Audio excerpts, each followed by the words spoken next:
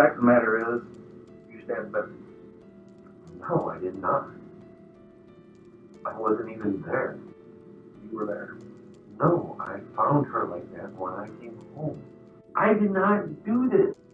She has no reason to be scared of me. She's never been scared of me. The fact of the matter is, it's a sloppy crime scene. There's blood on your clothes, in your residence, in your bedroom. I didn't even go to my bedroom. Stabbed over 25 times. Oh my God. No. 25 times. They're still counting. Oh my A God. burglar doesn't do that, Russ. This is Russ Faria, the man in that interrogation room. Did he really stab his wife 55 times? Or did her best friend do it? What was your answer? Whoa, whoa, What was your answer? whoa. What was your answer? Whoa. Well, there is a very big twist in this case. Sit tight and watch how it all unfolds. Hello and welcome to Twisted Crimes. Subscribe and hit the like button for more stories. On December 27, 2011, a heinous murder occurred, leaving a loving spouse hopeless and alone, as well as 2 children without a mother and a woman stabbed 55 times. Given the circumstances, the murder of Betsy Faria is described as intricate and creepy. When it comes to describing Betsy's murderer, manipulative, dishonest, and clever are understatements. Before we get into the specifics of the case, let's take a quick look at Betsy Faria. Betsy Faria was born on March 24, 1969, in Richmond Heights, Missouri. She was everyone's favorite because she was full of life and enthusiasm. She had 2 kids later in life, Mariah and Leah. She adored her daughters. After having her 2 daughters, she met the love of her life. His name was Russ Faria, and he later married Betsy. Betsy was not a social diva. Instead, she had a small circle of acquaintances, one of whom is highly important in this case, Pam Hupp. According to her family, Betsy was living a very happy life. She had a career she liked, 2 beautiful children, and a husband who adored her. All of this was thrown out the window when she was diagnosed with breast cancer. Obviously, she and her family were heartbroken. However, she chose to combat cancer and kick its buttocks, and the cancer was eradicated. Unfortunately, Betsy's cancer returned, and she had to go through treatment again. During this time, she asked one of her co-workers, Pam Hupp, to assist her. She was frequently accompanied by a member of her family or a friend. Little did she realize that one of these pals would soon take her life if cancer had not. Hupp drove Betsy to most of her chemotherapy sessions and attempted to help her in any way she could. Pam had undoubtedly become a close friend of Betsy's in just 6 months. What surprised folks the most was that Pam Hupp had become the sole beneficiary of Betsy's $150,000 life insurance policy. Initially, Russ Faria, Betsy's husband, was the sole beneficiary. Strangely, she changed her name to Pam 4 days before her murder. Russ, Betsy's husband, was the police's prime suspect. His 911 call sparked the entire incident. Lincoln County 911, what is the location of your emergency? Okay, ma'am. Hello? Hello? Yes, I need you to take a couple deep breaths so I can see what's going on. Russell, what's going on there? I just got home from a friend's house, and my wife killed herself. She's on the floor. Okay, Russell, I need you to calm down, honey, okay? I need you to calm down, take a couple deep breaths. We're going to get somebody on the way there, okay? What did she do? Do you know? She got a knife in her neck and she sliced her arms. Okay, calm down, honey.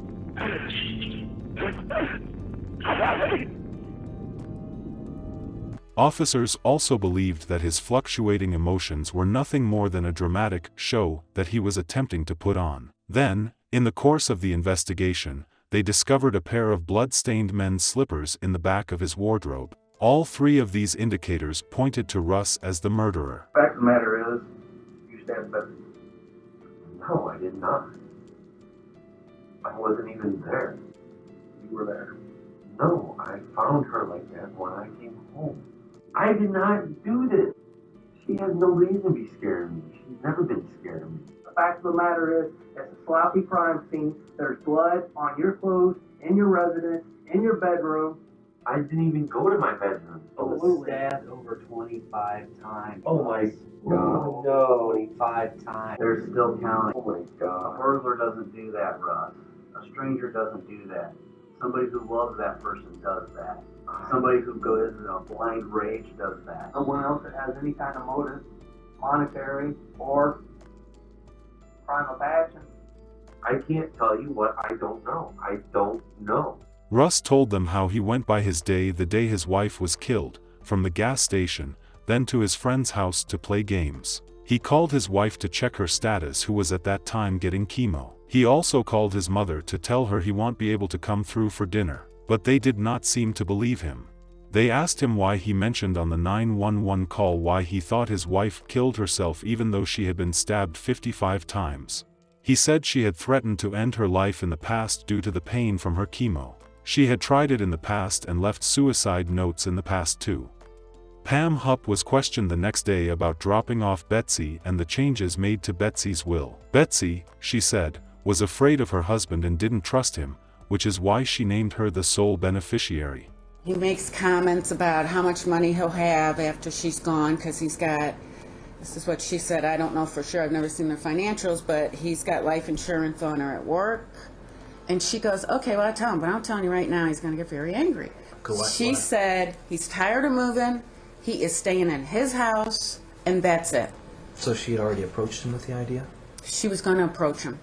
Pam would continue to describe to police what Russ does to his wife. He'd start playing this game of putting a pillow over her face to see what it would feel like.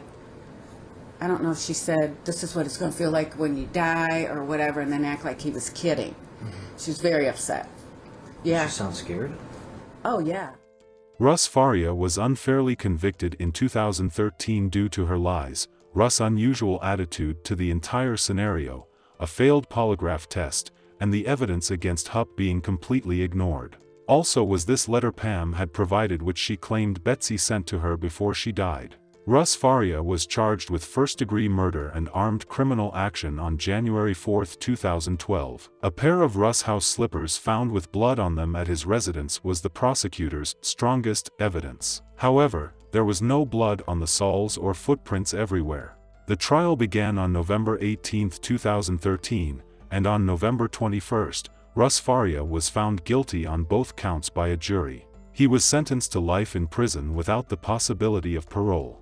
Joel Schwartz, Russ' attorney, was not permitted to introduce information pointing to Pam Hupp as an alternative suspect. The jury was never told how she changed her testimony to police several times, had no credible alibi, was the last person to see Betsy alive, and became the only beneficiary just a few days before her death. Fox 2 News and the St. Louis Post-Dispatch were instrumental in obtaining a retrial for Russ in January 2014. Their reporting came to light concealed material at trial and exposed the prosecution's key witnesses' lies. In June 2015, a judge released Faria on bond and granted him a retrial. On November 7, a judge reversed Russ Faria's conviction, exonerating him of his wife's murder. He would eventually sue the prosecution and numerous deputy sheriffs for mishandling his case. Shirley Newman's body was discovered beneath her third-floor balcony by a cleaner at Lakeview Park Independent Senior Living Community in Fenton, Missouri on October 31, 2013. The specifics, on the other hand, were quite strange. The Alzheimer's patient, 77, had evidently fallen through the rails. Her autopsy revealed that she had 8 times the typical Ambien dose in her system. Pamela Hupp, her daughter, was the last person to see her alive.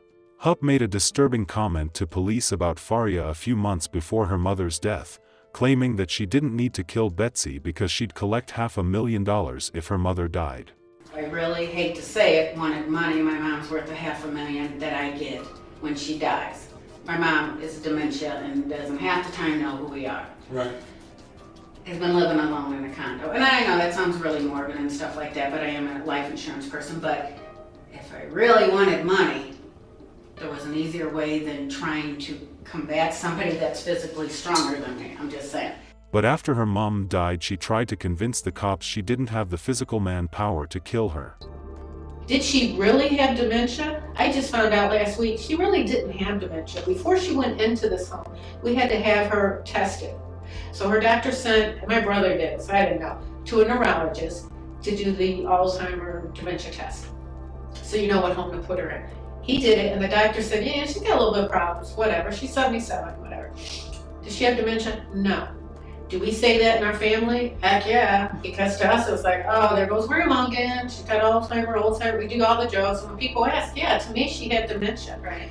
By a neurologist, she did not. That's why she was placed in that home, and that's why it was no threat to be on the 3rd floor. Right. But to everybody else on this planet, I took a 210-pound woman and threw her through railings. How do you do that? How does a man do that? Well, to everyone, well, yeah, I know how stories get out of hand. Pamela Hupp called 911 on August 16, 2016 to report a house invasion in process. She allegedly shot the alleged perpetrator 5 times, killing him in self-defense. 911, what's your emergency? Hey, hello, there's someone breaking in my house. Help! What's the address you're at? Help! Want me to get your what? I'm getting in the car with you. No, what's the address? Get out! Get out! Get out! Ma'am, what's the address you're at? Help! Help! Okay, somebody break your No! No! Hello?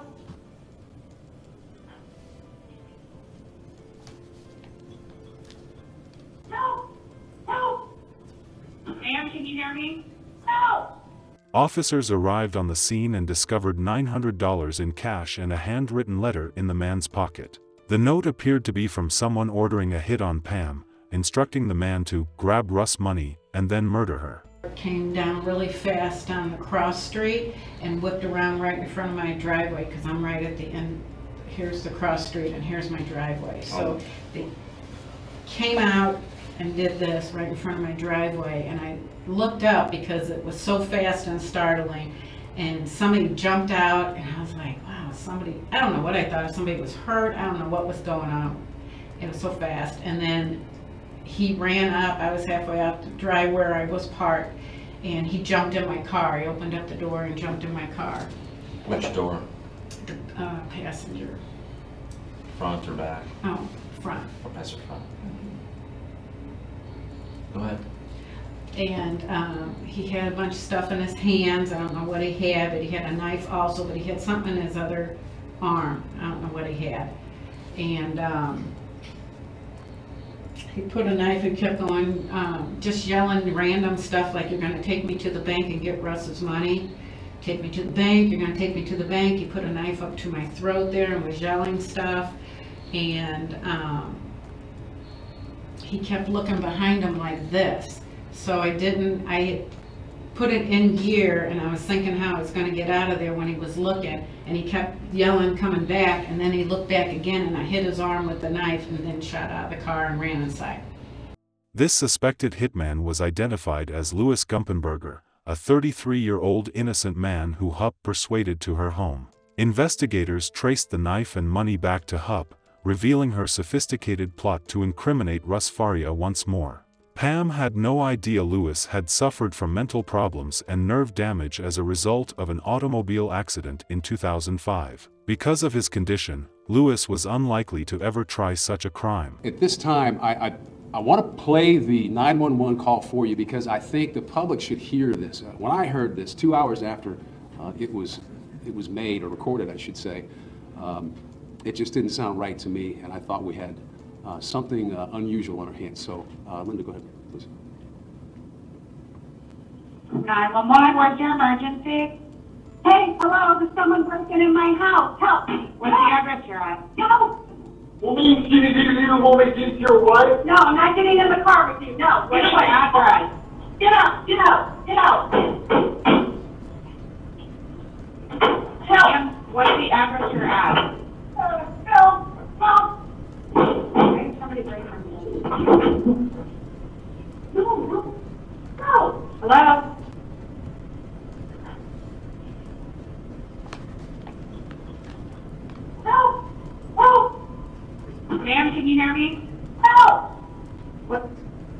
cut the recording off right there because in the next second, you could hear 5 gunshots ring out in succession. By her own admission to the officers who arrived at the scene just a few minutes after this, she discharged her weapon until she had, quote, no more bullets. Now her story was that she had been running some errands and she was going back out to her car to run some more errands, and a silver car pulled up. A gentleman jumped out of the car and jumped in her front seat with a knife. She said there was a struggle that ensued. She was able to knock the knife out of this guy's hand. She jumped out of her car. She runs through her garage while he pursued her. And then she further said she was able to get inside the home, get inside her bedroom and barricade herself while the suspects followed her inside. That's what you heard right there. We came to find out that that was a lie. That never happened that way. Now it happened, but it was scripted. Carol McAfee had submitted a report 6 days before the incident, which St. Charles County investigators remembered. A woman purporting to be a Dateline producer approached her and offered her a large sum of money to mimic a 911 call for an upcoming show. Pam, however, was unsuccessful in this endeavor, and Carol's security cameras recorded a clear view of Pam's registration plate. Pam was detained on the 23rd of August. You will see in this video how she was placed in a holding room and she started feeling for her jugular veins. She was able to steal a pen and hide it in her pants, then asked to go to the bathroom. She would eventually try to commit suicide while in the bathroom by stabbing herself in the neck and other places. Hupp was charged with first-degree murder and armed criminal action by a grand jury in December of that year. We will be seeking the death penalty in this case. Shirley Newman's cause of death was amended from accidental to undetermined in November 2017. The case, however, was not reopened. Meanwhile, the trial for the death of Louis Gumpenberger commenced in the summer of 2019. Pam filed an Alford guilty plea on the condition that the death sentence be removed from consideration, and she surrendered her right to a jury trial. She was found guilty and condemned to life in prison without the possibility of parole. That same year, the new Lincoln County prosecutor reopened Betsy Faria's case, and Pam Hupp was charged with first-degree murder in July 2021. County will reopen the murder investigation for Betsy Faria. The reason? Pam Hupp and her plea deal in the murder of a St. Charles County man. Fox 2 investigator Chris Hayes is live with an exclusive interview with Russ Faria, Betsy Faria's widower. Chris? Sandy, bombshell news out of Lincoln County because of a new prosecutor there. So I called up Russ. I said, hey, I got to get your reaction. He said, come on over to where I work at All Lubed Up Cycles in St. Charles. I got to know, you've been dying for this for a long time. Did you think this would ever come? I had my doubts, you know, and especially after yesterday's proceedings, I didn't know that it would ever come at all, you know, but I was satisfied with the fact that Pam Hupp would be locked up for the rest of her life. It's been 8 years since the murder, and I remember when you were acquitted about 4 years ago, you told me you wanted this reopened, and you've told me that repeatedly. So is it too late? No, I don't think it's ever too late. I know there's no statute of limitations on murder, and my attorney Joel Schwartz has even told the U.S. attorneys to appoint him special prosecutor, and he'd guarantee him a conviction. She is serving a life sentence at the Chillicothe Correctional Center in Missouri as of March 2022.